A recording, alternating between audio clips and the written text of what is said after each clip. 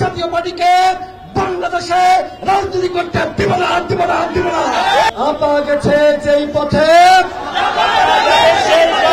চাপাকেও সেই পথে পাঠাতে হবে। বাঁচতে চাইলে একতাবদ্ধ হন। এরশাদ একজন প্লেবয় নারী নিয়ে ফুর্তি করেছে, বাংলাদেশের গণতন্ত্রকে হত্যা করেছে, বাংলাদেশের স্বৈরতন্ত্র কায়েম করেছে। সেই এরশাদের জাতীয় পার্টি বাংলাদেশে কিভাবে 90-এর পরে রাজনীতিতে পুনর্বাসিত হল, এর দায় রাজনৈতিক দলগুলোকে নিতে হবে। সেই সময়কার নেতৃত্ব ভুল করেছে। 24 পরবর্তী সময়ে আমরা যারা গণঅভ্যুত্থানের প্রেক্ষাপট তৈরি করেছি, নেতৃত্ব দিয়েছি, আমরা জাতীয় পার্টিকে বাংলাদেশে রাজনীতি করতে দিব না, দিব না, দিব না।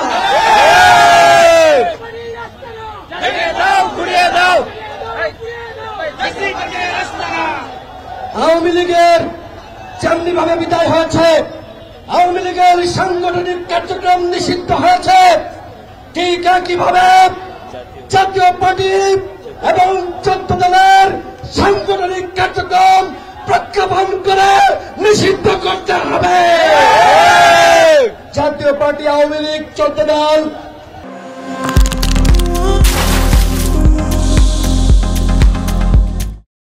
বাংলাদেশে ফাঁসিবাদ কায়েম করেছে। হাসিনা যে অপরাধ করেছে, জিএম কাদের কি অপরাধ করেছে। সুতরাং ওই হাসিনা, জিএম কাদের, আওয়ামী লীগ, জাতীয় পার্টির 14 দল বাংলাদেশে রাজনীতি করতে পারবে না। আজকের এই শাহবাগের মঞ্চ থেকে জাতীয় পার্টি এবং 14 দলের বিরুদ্ধে, আওয়ামী ফাঁসিবাদের বিরুদ্ধে যুদ্ধ ঘোষণা করা হলো। বাংলার ছাত্র জনতা, বাংলার ফাঁসিবাদ বিরোধী শক্তি, আপনাদের প্রতি আমার আহ্বান, যদি দেশকে বাঁচাতে চান, গণতন্ত্রকে বাঁচাতে চান, এদেশের নেতৃত্বকে বাঁচাতে চান, তাহলে আপা গেছে যেই পথে চাপাকেও সেই পথে পাঠাতে হবে।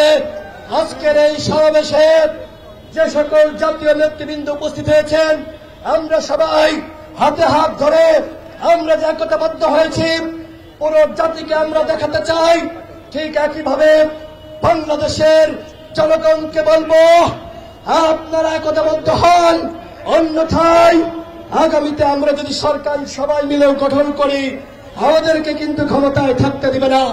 আজকেও তেজগাঁতে আপনারা দেখেছেন ছাত্রলীগ, আওয়ামী লীগ কিভাবে মিছিল করেছে।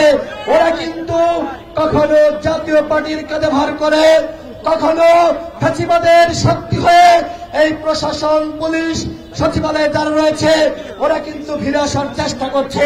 সুতরাং বাঁচতে চাইলে একতাবদ্ধ হন। আজকে আমরা সবাই দাঁড়াবো, হাতে হাত রেখে শপথ করবো, ফ্যাসিবাদের ঠিকানা এই বাংলায় হবে না।